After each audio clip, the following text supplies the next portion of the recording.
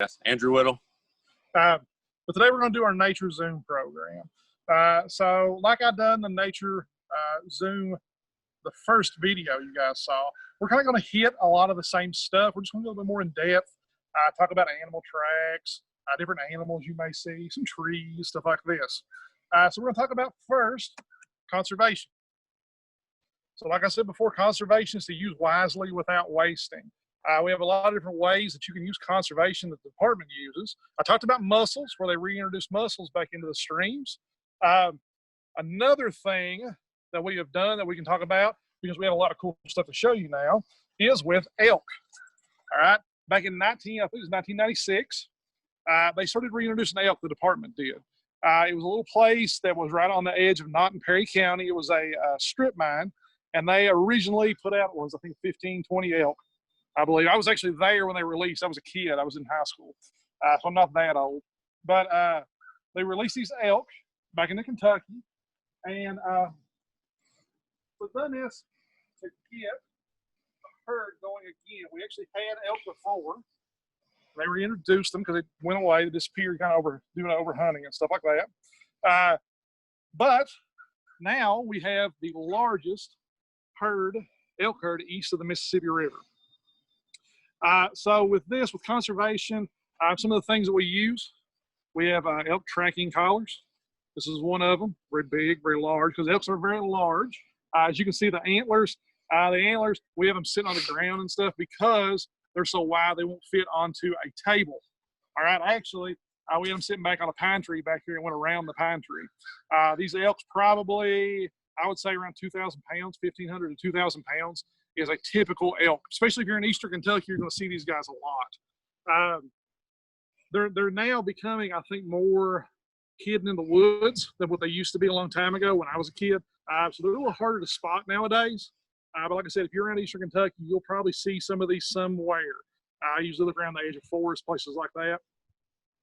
Now we have a very good hunting season with these elks, and that's another thing of conservation to help us control that elk population. I told you about if they overpopulate, that's going to do something to hurt their environment. So that's what we're going to talk about carrying capacity next, I suppose, right? Yep. All right. So with carrying capacity is where your habitat can only support a certain number of animals. All right. If it goes over that number, that's going to damage it. That's your carrying capacity. It will be a certain number. We don't know. I can't tell you exactly what it was. But you get this little part in here. This is kind of a good representation of it, this little seesaw. And Andrew has another good thing right here, our little river otter we have. So with carrying capacity, like I said, you have a certain amount of animals that can live in a place. We'll use this river otter. Say he lives, we'll say, what do you want to call him? Live in a pond, is that what you use? I say a river. Okay, river. So, I'll let you do carrying capacity. So here's how I like to describe it. So right now, I've got the capacity to carry this one otter pretty easily, right? I'm not struggling. But imagine if I started adding otters. Could I carry 2 otters? Probably 3, 5, 10, 50, 100, 1,000 otters? No, that's so many otters, they would actually hurt me. So now imagine I'm not myself anymore. I'm the otter's habitat. I'm a river. See, enjoying the river. Can that river carry 1 otter? Yeah, it looks pretty comfortable. 2, 3, 5, yeah, probably 50, 100, 1,000 otters. No, in fact, that is so many otters, they'd actually damage the habitat. When otters enter a stream, they slide on their bellies, making runs, going down to the river. All those otters would cause erosion and destroy the riverbank. They all got to eat. They're eating freshwater mussels. So they eat all the mussels. They're hurting another animal species. No food, they end up hurting themselves. So going back to conservation, use wisely without wasting. We have hunting seasons because we all like to use the wildlife. We like to go hunting and fishing. So the hunting season keeps their numbers where we want them. They're not damaging the habitat, but we don't want to waste either. Okay? All right. This is a good time to open up for any questions anyone might have so far. We're getting any? All right, guys, give me just a second. I'll open the chat up for them. So if you guys have got some critter questions for our web crew.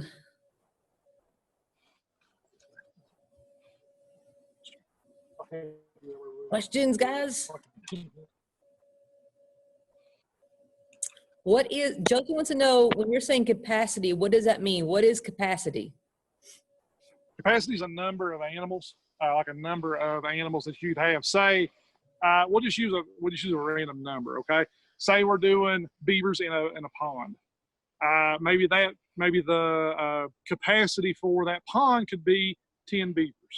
All right, that could safely support those animals. They would have enough food, enough water to where they're not damaging the pond, and they are starving. If you get more than that, say there's 15, then they're going to start damaging. They're going to eat more than what that pond has.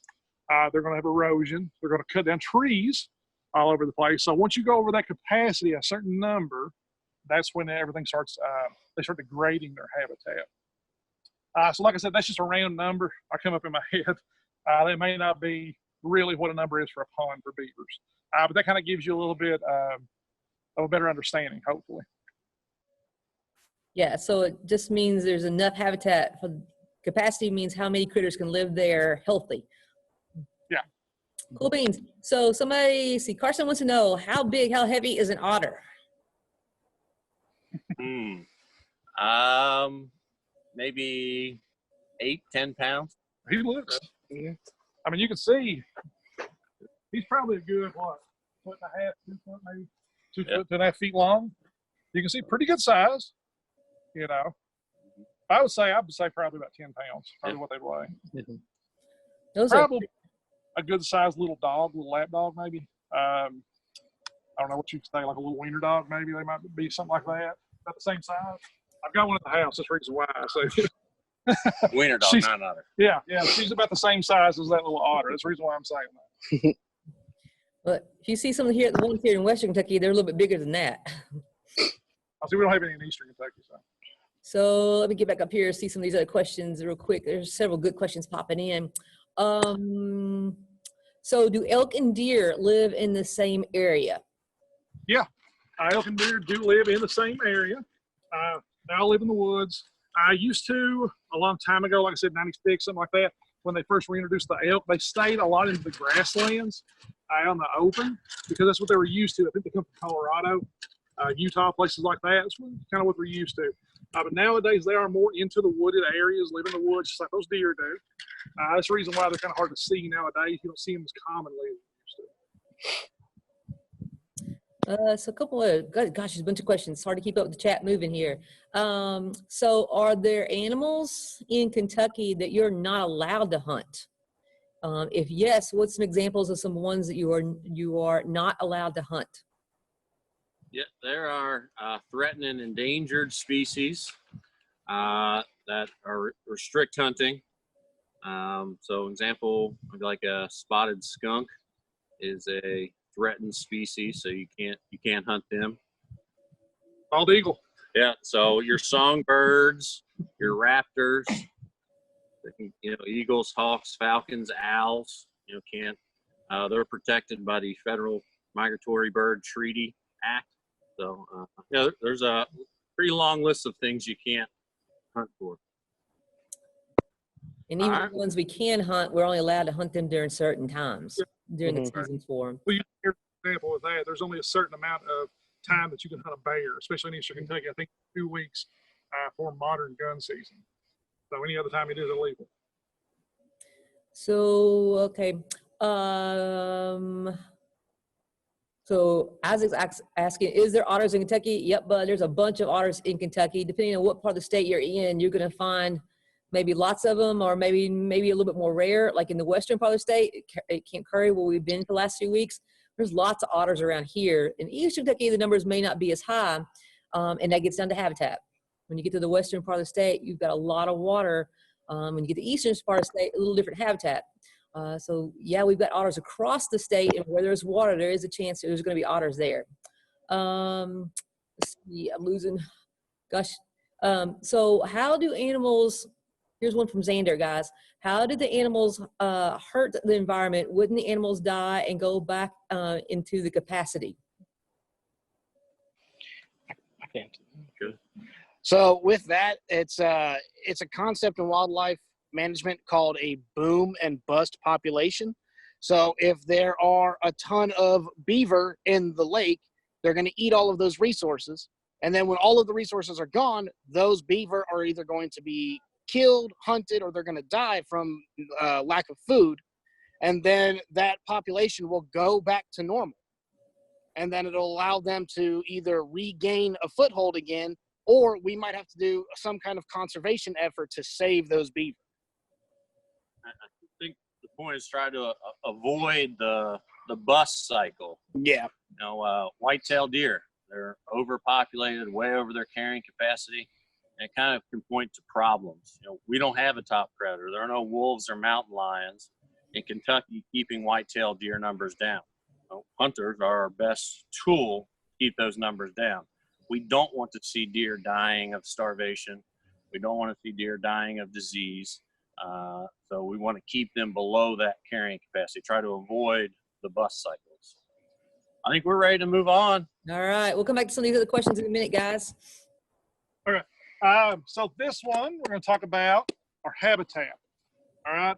Habitat, we're talking about biodiversity with this. Remember I told you where the highest biodiversity comes is where two habitats meet together, the ecotone. So what I used in the video was a mountain region of forest and grasslands. And then I also found that beaver pond.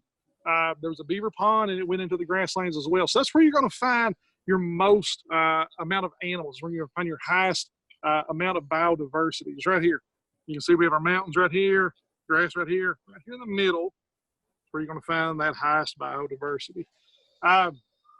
So if you want to, we're going to talk a little bit about tracks now, because you're going to find tracks where you're going to see a lot of this stuff. I don't know where the tracks part is.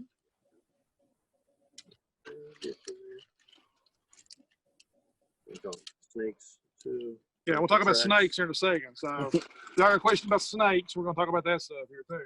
And one of your challenges to get your nature badge, the third one says find an ecotone, which is where two habitats come together. ID two animals that use the habitat.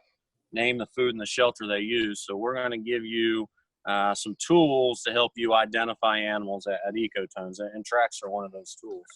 So, with the tracks, this is our animal track ID we have right here. When you find a track, we'll use this one. You can look for three things: toes, heel, and claw. So the toes, you're going to have one that either has pad-like toes. You're going to have finger-like toes, kind of like our hands. Then you're going to have some that have webbing in between the toes. And then you have some that are hoof-like. So you can see this guy, pad-like toes, okay? Then we have one, here's one. Finger-like. Finger-like toes. And then we have web-like toes, obviously sort of a duck, you know. And then we have a hoof-like. So deers and elk, stuff like that. So the heels, the second thing I told you to look up for, you have a simple heel, and you have complex heels. So simple heels just have the pad right here. If you have a complex heel, you'll kind of have, like if you ever walk in the mud and you see your own footprints, you'll have the front part right here, and then you'll have the heel. That's a complex pad. That's a bear.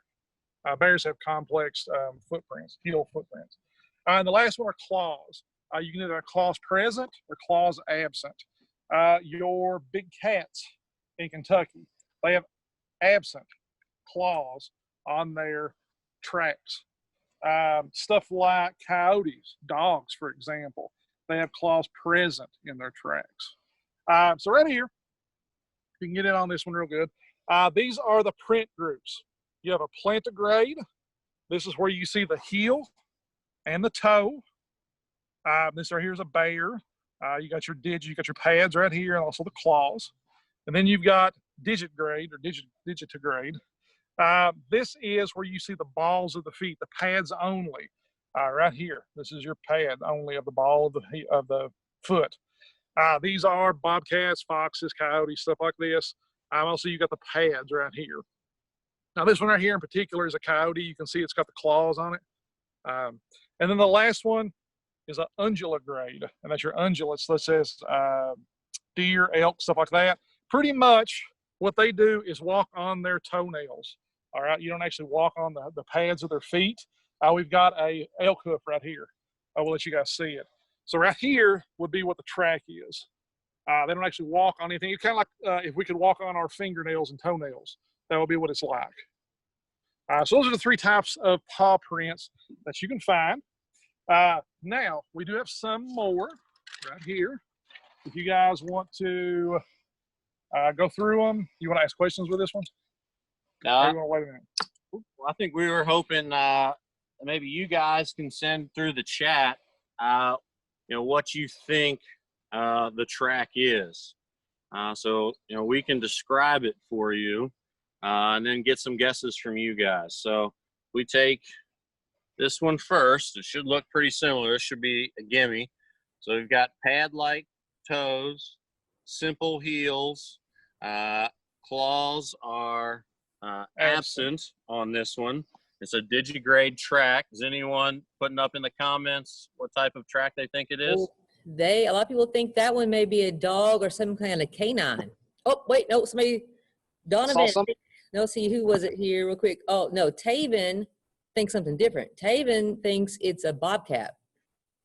Good job, Taven. So the felines have retractable claws, and the claws are not present in the feline track. So let's come over to this across here. Looks pretty similar. Pad-like toes, simple heel, but now we have claws present. So any guesses coming through what animal this one is? We've got several people guessing coyote, wolf, Good job. bear maybe. Yeah, it's a coyote track. So the canines in Kentucky, coyotes, your gray fox, red fox, and domestic dogs, when you see their tracks, you'll see the toes are present. All right, let's move down. Describe that one for them, or I can do it. So next up here, this one, finger-like toes, simple heel, claws present. That one looks pretty different from anything we've seen so far. Any guesses on that one? Lots of them. Somebody thought maybe chicken or duck, but I think there's a few in here, including Camden, who's saying, could it be a turkey? Hey, good job. That is a wild turkey. So we're just sticking with wild animals, so no pets or farm animals coming through today. All right, next up, it's an ungulate track. It is hoof-like in appearance. Can only be a few of these that it could be. Any guesses coming through on this one? I think they got this one. They're guessing deer or elk. That could be the only 2. Good job. That one is a white-tailed deer track. It would look very similar to an elk, but a lot smaller. All right, come on down here. Here's the next one. So now these are showing some differences between front and back. So let's take this back one first. So this is the first one where we have web-like toes. When you see web-like toes, you should start thinking critters that live in the water. Simple heel, claws absent. It's a digigrade track. Any guesses? Solid. I think Reese thinks it's maybe an alien.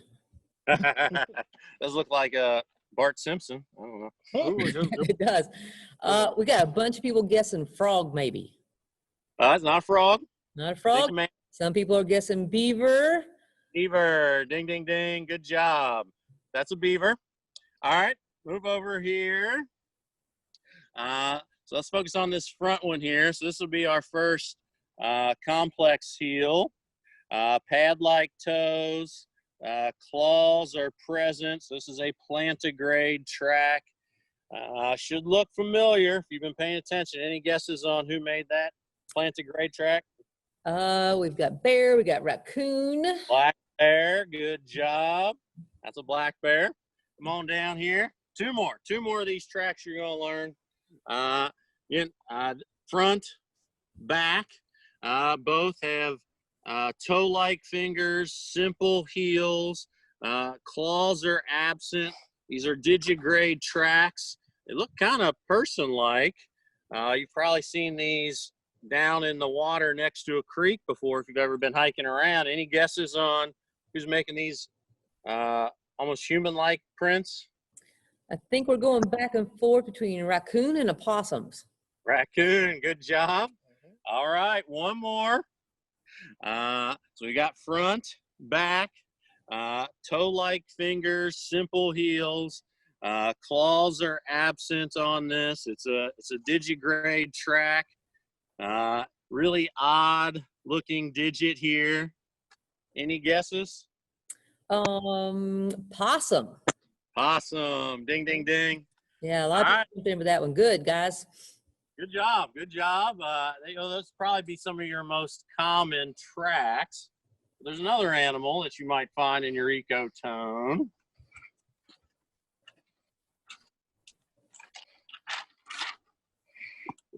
All right, so we're gonna start talking about snakes now. Now there are 32 different species of snakes that live in Kentucky. We have 4 venomous snakes that live in Kentucky. All right, they're not poisonous snakes, they're venomous snakes. If I can give you guys one thing to remember, poison must be ingested, venom has to be injected. So venom comes out of a snake's fangs, just like it does, kind of like if you get a shot at the doctor's office. Poison is kind of like rat poison. That rat has to eat that poison for it to work. So we have venomous snakes. These are the 4 we have around here. The first one's a copperhead. This would be mainly what, Eastern Kentucky, or is it all over? This is whole state. Okay, whole state does it. I remember there's one of them. But you can see a lot of people like to ID this by looking at the sides and say it looks like it has little chocolate kisses, like little Hershey kisses on the side. These guys usually get about 3 foot long. When they're juveniles, they will have a bright yellow tail. It's almost like neon yellow tail. It's one of the easiest ways to find it. These guys are often mistaken for water snakes, like Midland water snakes and stuff like this. Now we also have timber rattlesnakes. These are everywhere except for the northern part of the state. Northern and central. So not in the bluegrass, northern and central, but everywhere else. So these guys, about 5 feet long. They also have that rattle on the end of their tail, how they warn you guys if you get too close. Now that rattle, a lot of people think there is something inside of it that actually makes it rattle. It doesn't.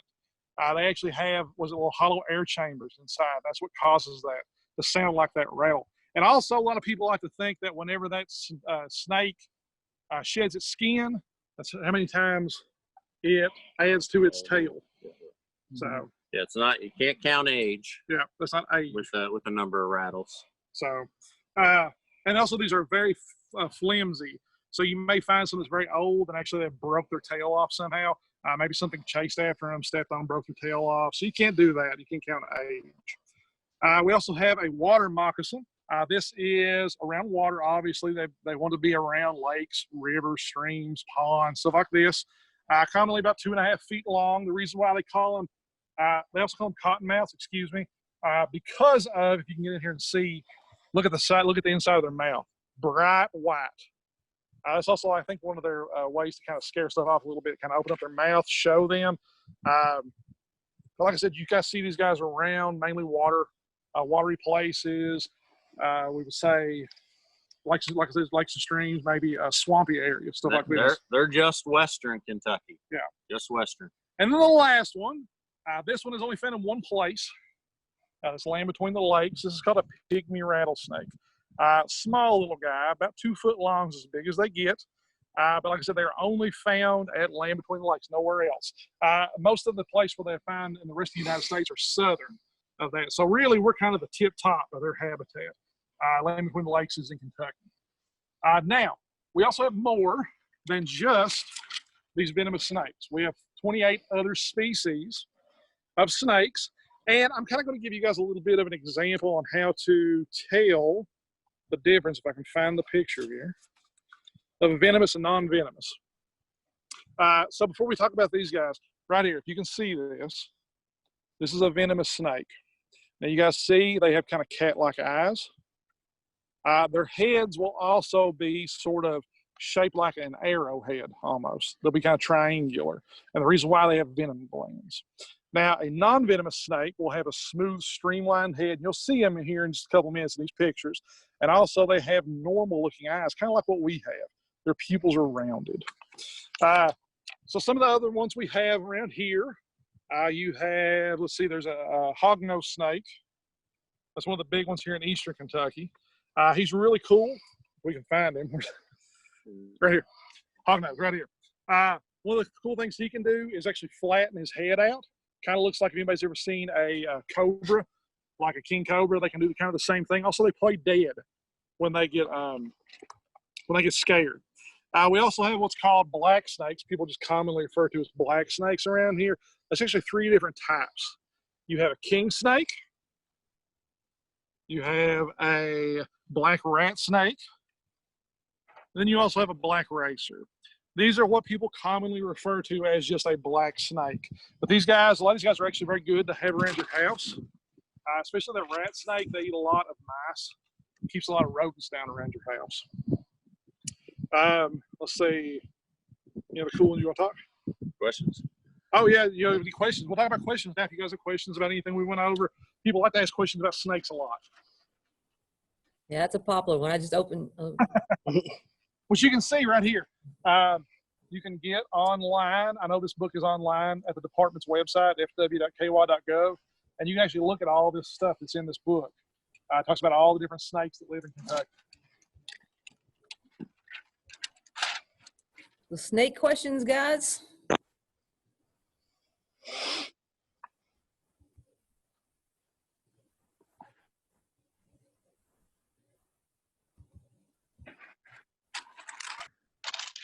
Sorry, wind's blowing. Well, it would be helpful if I turned the chat on, guys. Sorry about that. I know y'all are typing away right now going, what is wrong with this thing? So chat should be open, guys. If you got snake questions. Pythons, y'all see that? Yeah. Do pythons live in Kentucky? No pythons in Kentucky, except for Matt's pythons. But we do have constrictors. So, we all know a big python wraps around their prey, squeezes the life out of them. A black rat snake or midland rat snake, some people call it, that is a constrictor, just like a python.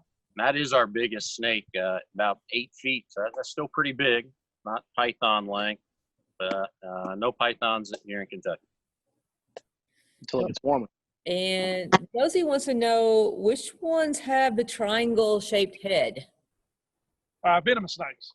Venomous snakes will have that triangle-shaped head. Basically, their heads will look like this. So right here will be their nose, their eyes, and then right here, on the edges of your triangle, will be where the venom glands are. If you've ever seen anybody, you can find this on YouTube. If they ever milk snakes to produce anti-venom and stuff like that, once you watch, they'll hold the snake, it will bite into a funnel, and then you'll watch, they'll kind of squeeze on the sides of their head, and that will help that venom come out into the container that they're putting the venom into. So that way they can ship it off to a company, make anti-venom. That way if somebody gets, say, bit by a rattlesnake, or copperhead, we'll say copperhead here in Kentucky, they can have that anti-venom ready at the hospital. So that when somebody comes in with a snake bite, they can be ready to give that anti-venom to them. So a lot of places milk snakes, especially there's one in Slade. They milk snakes and stuff like that to help make anti-venom to help save people's lives. Yeah, one of the things I always encourage people to look at is the color and the patterns on their back to identify, because I've seen some of even the non-venomous ones, if they're being messed with, they'll flatten their bodies out, and even the non-venomous ones can make their head look like a triangle sometimes. So then I look at color and pattern to help me figure out if it's venomous or not. And guys, what I'll do is that book that Matt and Andrew are talking about that has the snakes in it, what I'll do here later on is I'll send an email to you guys with a link to that book on our website. So that way you all can look at some of the snakes you all have spotted maybe around where you live and maybe learn to identify them using that book. So I'll send you guys that link to that book here in a little bit when we're done. So lots of questions here. What is the biggest snake ever seen in Kentucky? So the black rat snake. Yeah. Yeah, black rat snakes are the biggest. I don't know what the record is or anything like that. I'm sure it's somewhere. I think the record timber rattlesnake is like 6.5 feet. I was gonna say I personally have caught a black rat snake one time that was as tall as me. I'm 6.5 foot tall, so I mean pretty tall, pretty long. I don't know if it's a record or not, but record in my. So let's see. Question is, when do snakes shed? They shed. Snakes can shed a couple times a year. They are active normally when it gets warm. They're cold-blooded, so they're not active in the wintertime. They have to use the sun to warm their body so that way they can be active and move around. So mainly it's in the summertime when you would see snake sheds. Probably 2 times, maybe 3 times in the summer, they might be able to shed their skin. Now, if you have one as a pet, say you had a little ball python, something like that as a pet, it may shed more throughout the year because you're going to have heat lamps on it. It's going to be more active because it's not going to be wild. It's not going to have to depend on the seasonal changes. So that way it can warm itself up. So around here in the wild, I'd say probably 2, maybe 3 times a year. It kind of depends on how fast they're growing, because their scales don't grow with them, so it depends on how fast they grow.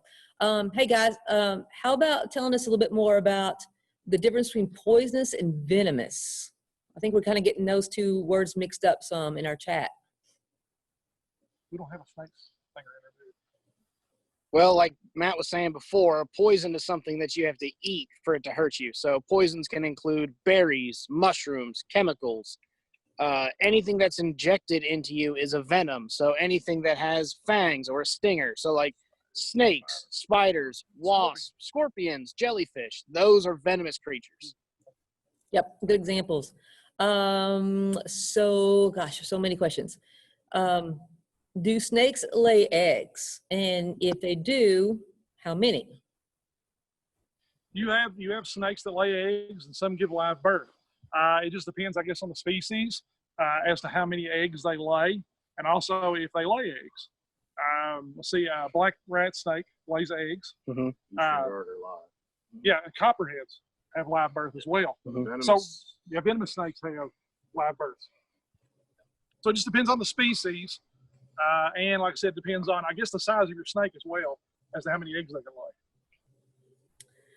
Would you guys say, or what would you say would be the most venomous snake, let's say in Kentucky?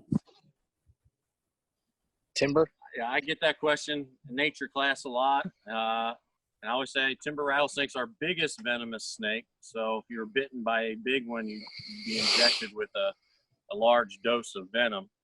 And everyone reacts differently to venom, each individual person. So I don't have the answer which one is the most venomous, but I wouldn't want to be bitten by a big timber rattler.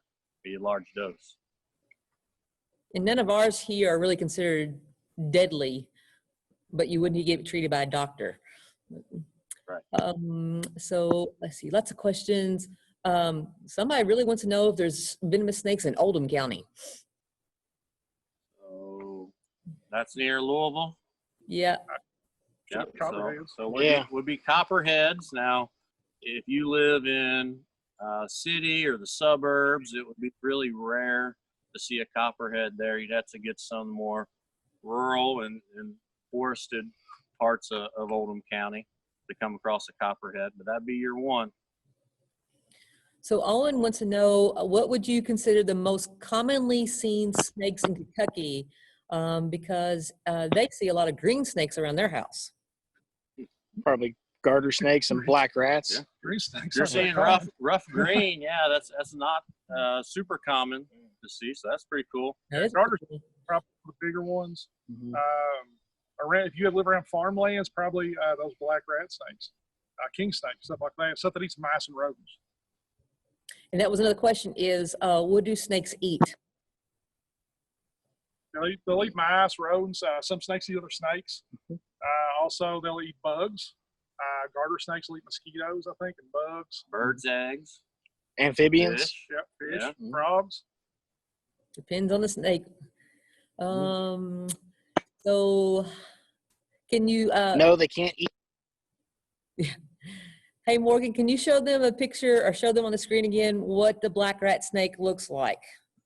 Since we've Yes, I can. mentioned it a few times. Somebody was asking what they wanted to see it again. So this is the black rat snake right here. That's the juvenile. And that's a juvenile. Adult and juvenile. Good So deal. they definitely come in different color phases. So you might be thinking, well, they're not jet black. Why do they have the name? So you hear Midland rat snake used more now because it isn't the best descriptive name for that snake. You'll also be able to tell black rat snakes from other snakes because they have a very distinct white underbelly. So all of their belly scales are real, like, white cream color. Almost the color of these eggs right there, Yeah. kind of. Here's the green snake that we're talking about Yeah. just a minute ago. So they seen the green snake. That's the rough one. I think, do we have a smooth green snake as well? And then we talked about garter snakes being, yeah, right there's a garter snake. Now those guys are cool because they can also eat poisonous animals as well.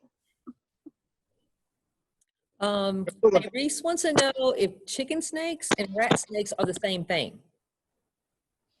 So yeah, around the state, people use lots of different names for different critters. So I'm not sure exactly what you're referring to when you say chicken snake. But if it's the one that's getting into your chickens and eating the eggs, it's probably a big black rat snake. Yeah. Yeah, they're the ones that can climb some. Yeah. So some people want to know, where would you most likely see a snake? Yeah, flipping up logs, Summertime, rocks. Yeah. summertime, you'll see them wherever they can get warm. Yeah. That's what they want. They want to get warm. They want to get in the sun so that way they can be active.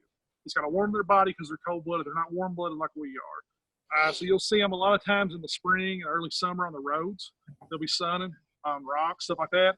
If anybody has a pet snake, you'll notice that your snake likes to lay on rocks when underneath the heat lamp. Mm-hmm. So that's a lot of place. But like you said, in the summertime, middle of the summer, they'll be under logs. Sometimes you'll find them in a tree. Mm-hmm. You know, black snake or rat snakes like to climb up trees a lot.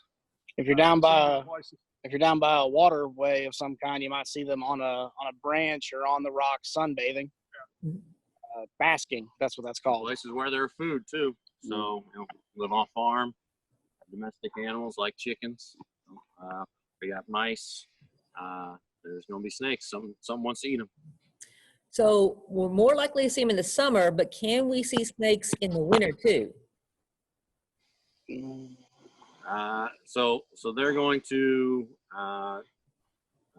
brumate is what reptiles do. So kind of shut down for the winter time, mainly because they are cold-blooded. They have to be able to bring up their body temperature to have energy to find food, things like that. That they can't do that in the winter. So they're adapted to get through the winters by kind of shutting down. It's unlikely, it's not impossible in the wintertime. It's kind of what it gets down to. If we get a warmer day, we've had a few snakes out down here in Western Kentucky. Let's see. So I think it was Jake. Jake, I may be wrong. I may have lost track of that one. I think Jake is asking, he saw a snake he's describing as being blue. Any guesses what that might be? I was going to say there's a blue racer as well as a black racer. You guys look right here. You guys see this black racer? Sometimes you have what's called a blue racer. They can be so black that they look blue. So it's probably what you seen was a black racer. And like I said, some people call them blue racers too, because they can get so dark they look blue. Depends on light hits them sometimes. Yeah. Can snakes get in fights? Yeah. Territory sometimes. King snakes will probably, like the black king snake, like I said before, they can eat other venomous snakes. And so they'll, they get into fights with those other snakes as well. Good deal. Lots of questions. I think we got most of them in general. And we've got more. Got more? All right, let's do some more stuff, guys. We'll come back to questions in a second.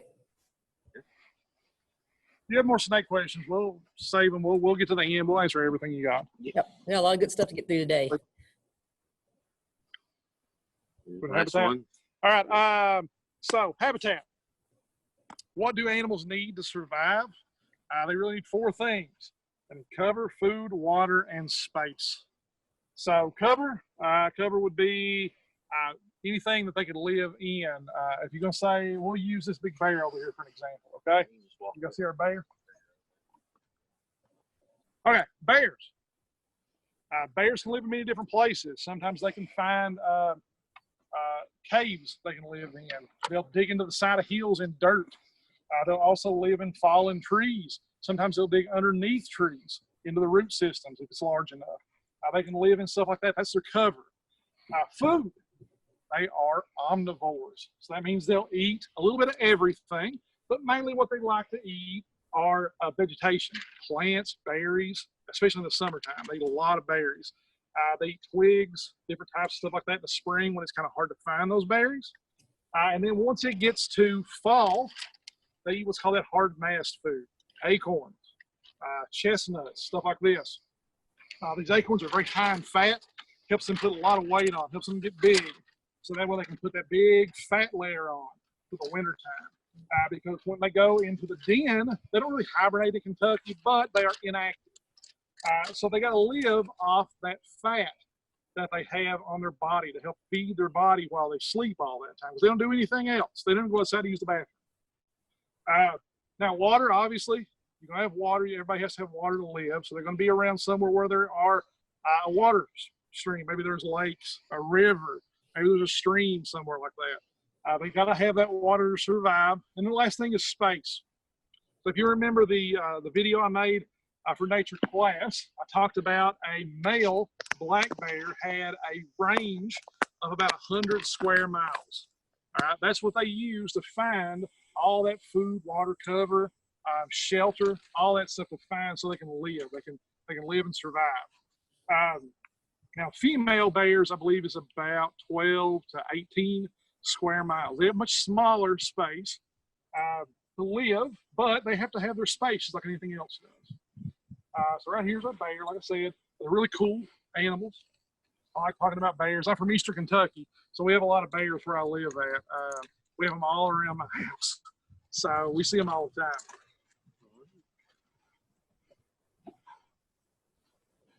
So habitat, super important to our wildlife for all the reasons Matt told you. So it shouldn't surprise anyone that habitat loss is the greatest threat to Kentucky's wildlife, and in fact, wildlife all across the globe. Habitat loss is the main reason why animals are becoming endangered and going extinct all across our planet. And you probably, if you listen to the news, hear lots of different things that hurt wildlife.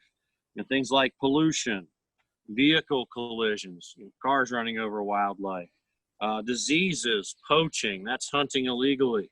All those things hurt wildlife, but they're under this big red X because none of them add up to the effects of habitat loss.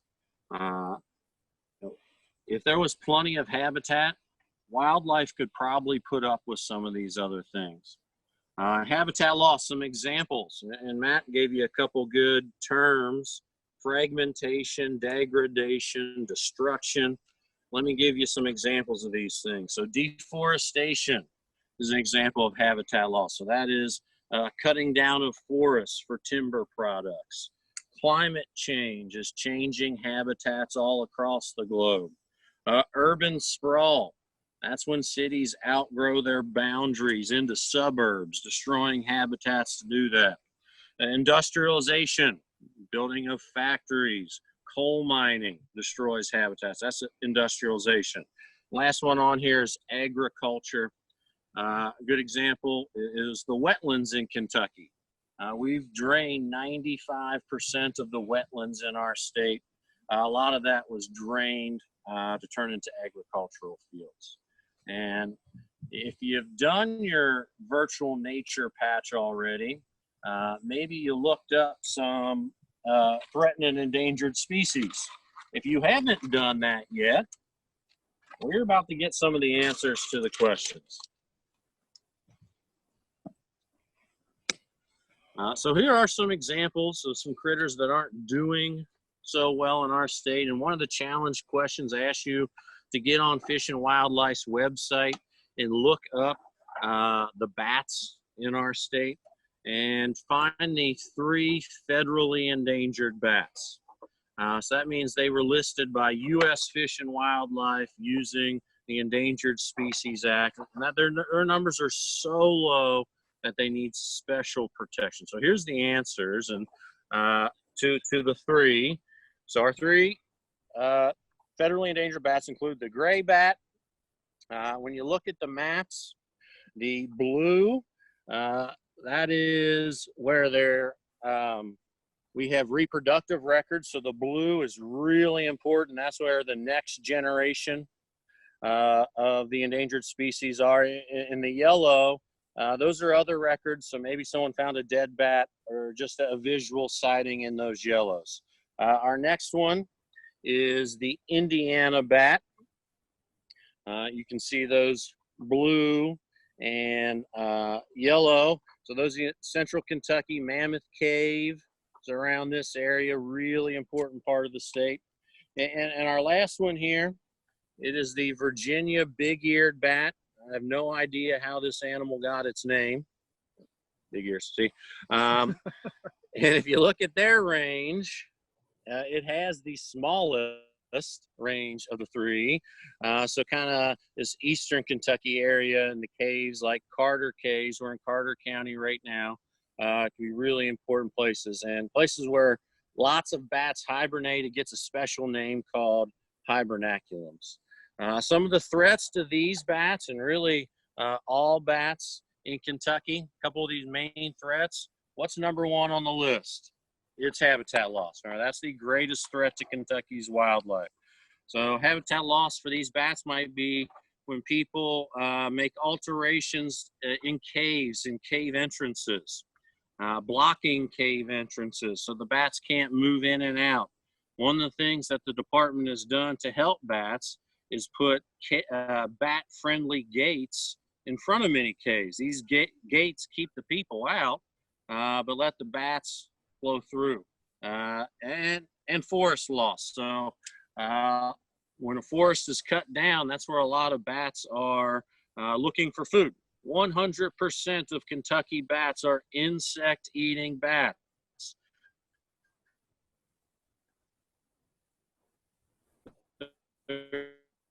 They're eating those bugs in the forest, biting and stinging insects. Our second one here, main threat, is disturbance during hibernation.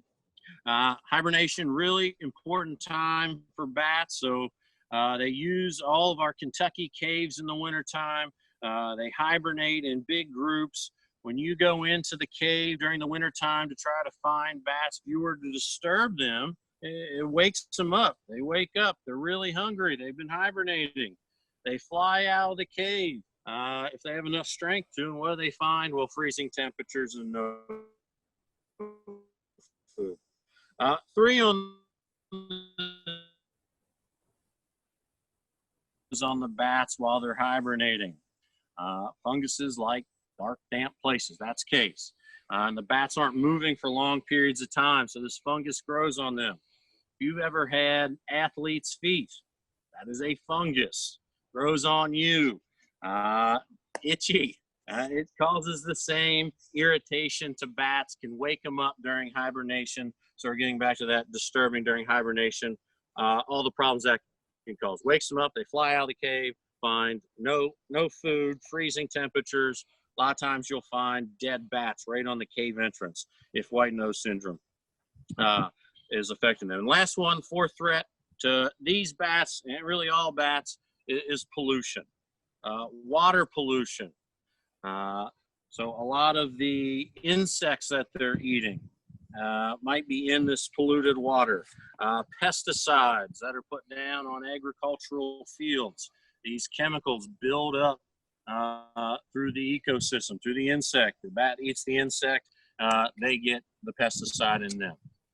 And one more threatened species that we asked you when you're doing your virtual nature patch to do some research on is the alligator gar.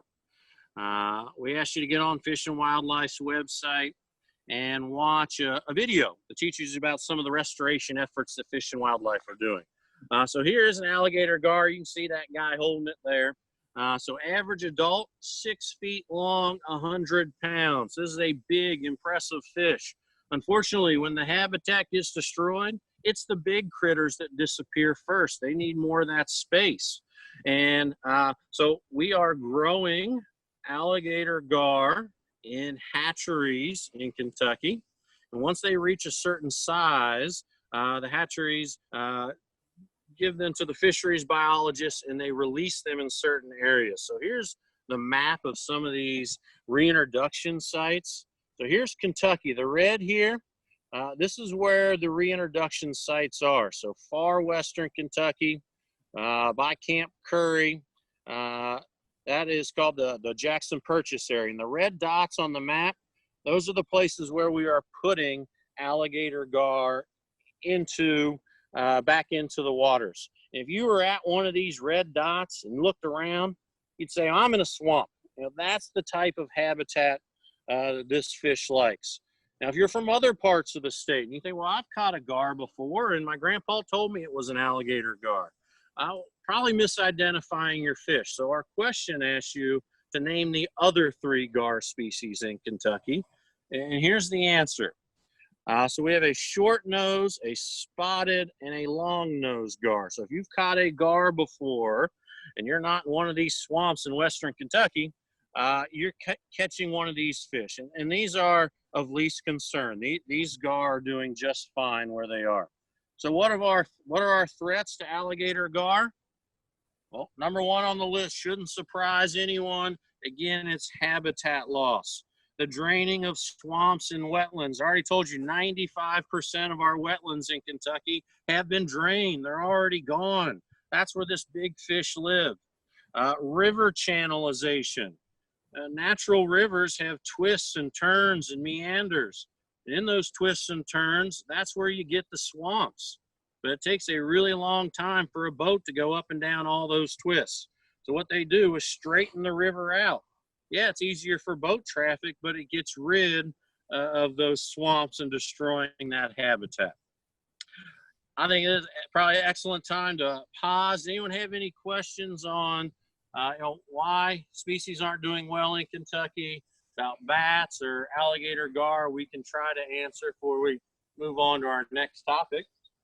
Yeah, guys, we've got about maybe just a few minutes left. If you guys want to go on and hit the, if you want to talk about the tree stuff you want to talk about, and then we'll come back with questions in a few minutes because we're running right close to the hour right now.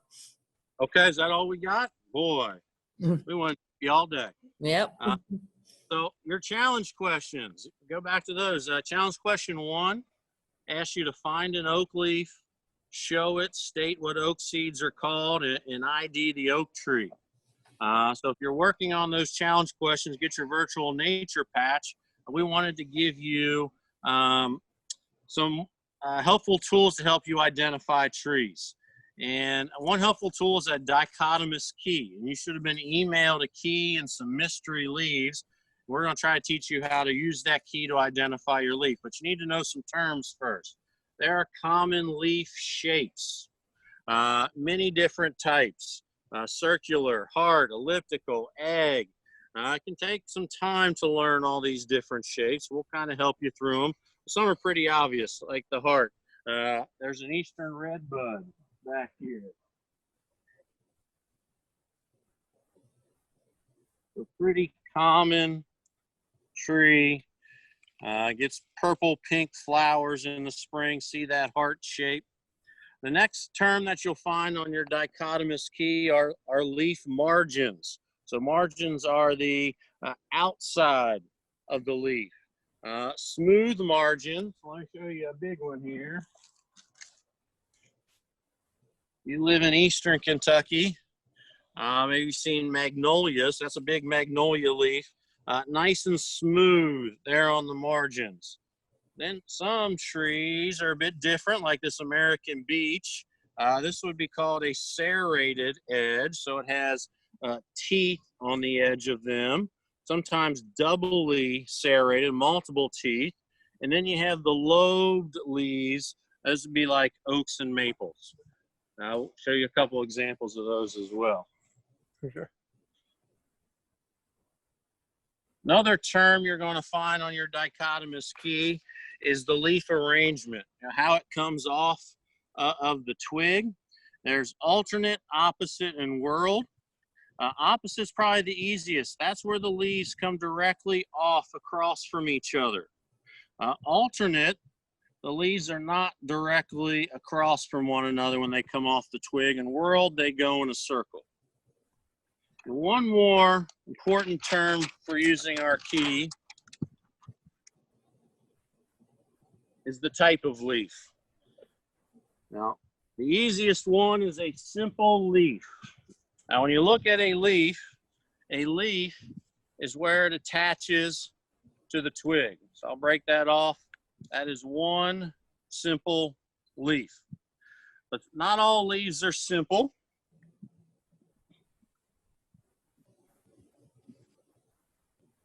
Some have multiple leaflets on it. So again, you got to go where it attaches to the stem. If I break that off, that is one leaf. These are multiple leaflets. So it's called a pinnately compound leaf. Some trees are twice pinnately compound. We won't get too much into that. And then we have the whorled type of leaves as well. So that's just a quick run through. I want you guys to get out your dichotomous keys. We're going to try to identify some of your mystery leaves.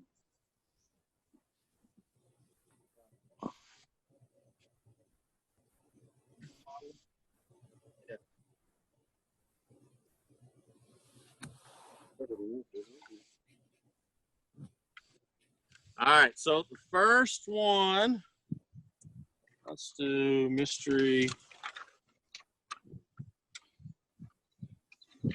Let's try to just do this first one here, mystery leaf number one. So I'm going to give you a little bit of time to get the leaf out and to get your dichotomous key out. I need to get mine.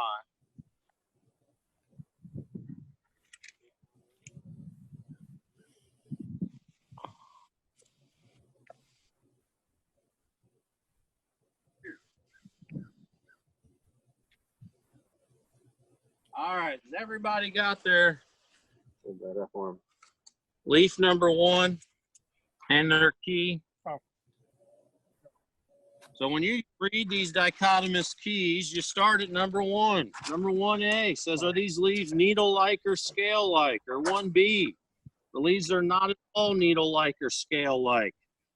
So needle-like, that'd be like a pine tree. Scale-like, that'd be like a cedar. That's not what we're looking at here. So we go to 1B. You go over, that says go down to 3. 3A says are leaves opposite, or 3B are leaves alternate. Well, we can't see how it attaches to the stem, but it gives us the answer on our mystery leaf. So this mystery leaf is alternate. So it tells us to go down to number 5. Number 5, are these leaves simple, or is it a compound leaf? That is a simple leaf. So that gets us to 6. Are these leaves lobed? Or 6B, are the leaves unlobed? So a lobe has to run at least a quarter of the way through the leaf. So this is an unlobed leaf. Gets us down to 8. 8A, is the leaf margin smooth, not toothed in any way. 8B, is the leaf margin serrated? So hopefully you can see that margin there, all those teeth. That's pretty clearly a serrated margin. So that tells us to go down to A. 10A, leaf margin with sharp double teeth. Check. Leaf shape, elliptical. Check. Leaf distinctly lopsided at the base. See, that's not even. Check. So we got all those, and it tells you there that it is an American elm. So we have ID'd mystery leaf number 1. I want to see if you guys can use that dichotomous key you're sent, and we're just going to ID 1.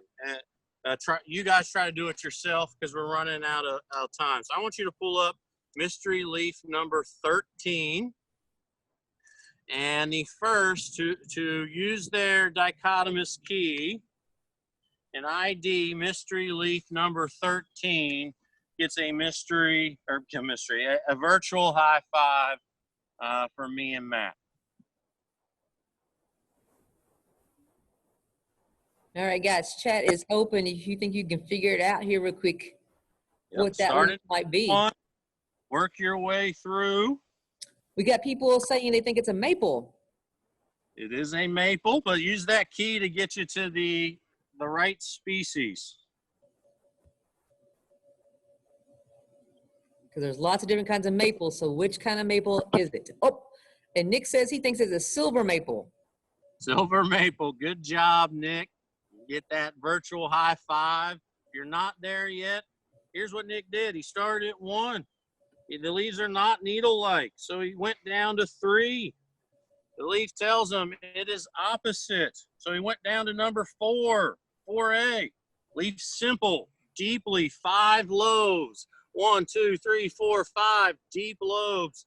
Like the fingers on a hand, he was able to identify that as a silver maple. You got 2 more mystery leaves. There's a little homework for you.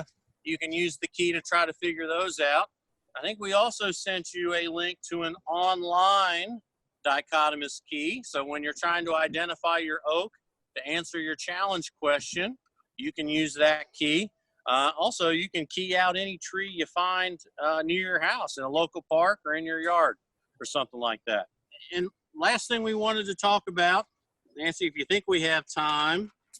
Yeah, if we want to give them a few minutes for questions here too, if you guys want to. Okay. Well, we can, I'll just mention real fast. There are 2 different types of oaks when you're out there. The red and the white oaks. They're 2 families of oak trees. There are 13 species of red oak, 7 species of white oak in Kentucky. The red oaks, all the oaks have the lobes. They're simple leaves, but the red has the bristle tips. The white oak family has the rounded lobes.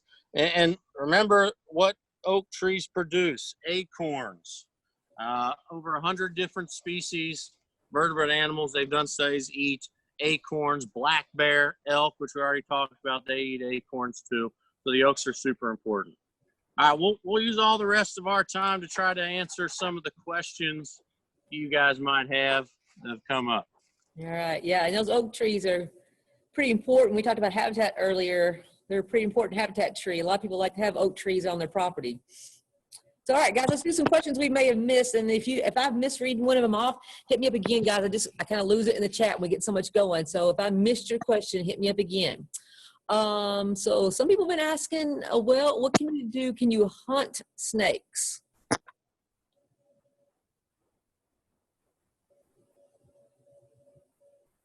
You guys still there? Oh, there you are.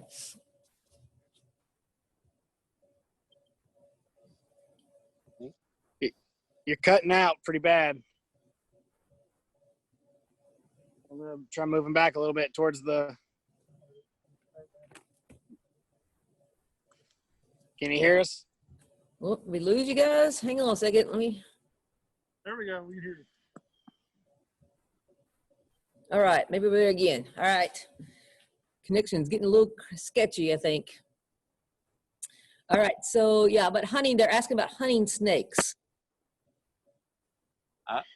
So they're not game animals, which means there are no laws restricting killing snakes. There's no real reason to do so. They're part of the habitat. There are some threatened species, like the copper-bellied water snake, that have some protections, but they're not. There's no hunting seasons or anything like that for snakes. The other cool questions, guys, we may have missed. Like I said, if I missed it, I didn't mean to. There were so many of them coming at one time a while ago. I may have missed a few. Somebody asked me earlier, is elk and deer the same animal? So they're 2 different species. Elk and deer, they're the same family. They're both cervid family. Elk are a lot bigger than white-tailed deer. White-tailed deer are the more common one found, big numbers throughout the state. Elk, only wild elk are just in eastern Kentucky.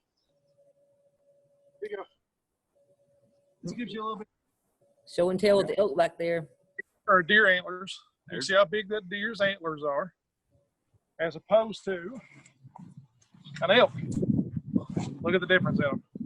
That shows you how big the difference is between those two animals. So deer, what, 200, probably the maximum 250, 300 pounds. Yeah, 200, yeah. Elk, probably 2,000. So very, very big difference in the size.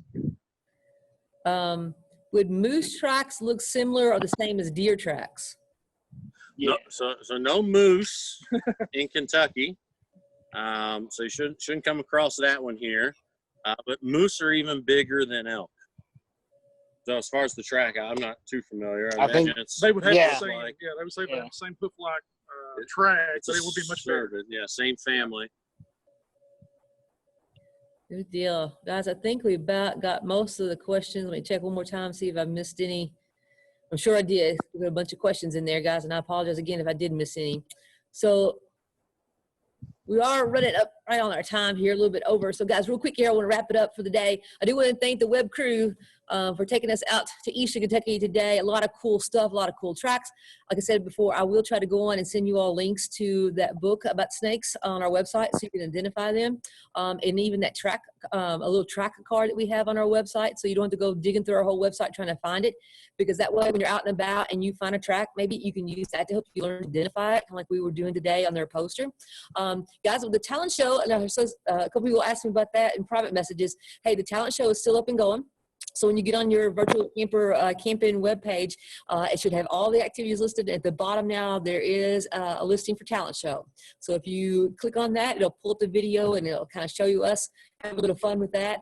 It's also telling you how to enter the talent show. And then what you would do is, like you do with your other stuff that you're trying to earn your virtual patches, is you would email your video to an educator who lives in your area. And then each week they are giving away some prizes. So yeah, if you haven't done that, they are giving some cool stuff away.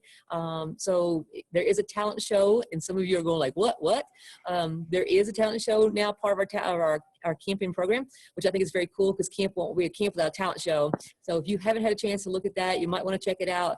We'll be doing that up until July 31st. All right. So if you are thinking about entering into the talent show, we'll be doing weekly winners. I think they're looking at monthly winners, and then even maybe posting a few of those up on the Fish and Wildlife webpage or our website. You got until July 31st to get those sent in. So if you haven't done that and you've been looking for more information, hopefully that helps answer those questions. You've got my email too, guys. If you haven't been able to get a hold of your educator and you want to know more about it, just hit me up with the questions. I'll send you all those links in a few minutes. Guys, again, thank you all to Andrew, Matt, Morgan's all there at Eastern Kentucky with us today. Hope you all learned a whole lot of cool stuff today and got some cool ideas about what to look for outside. And we'll see you all again next week. Guys, thank you much. Y'all be safe. Have fun.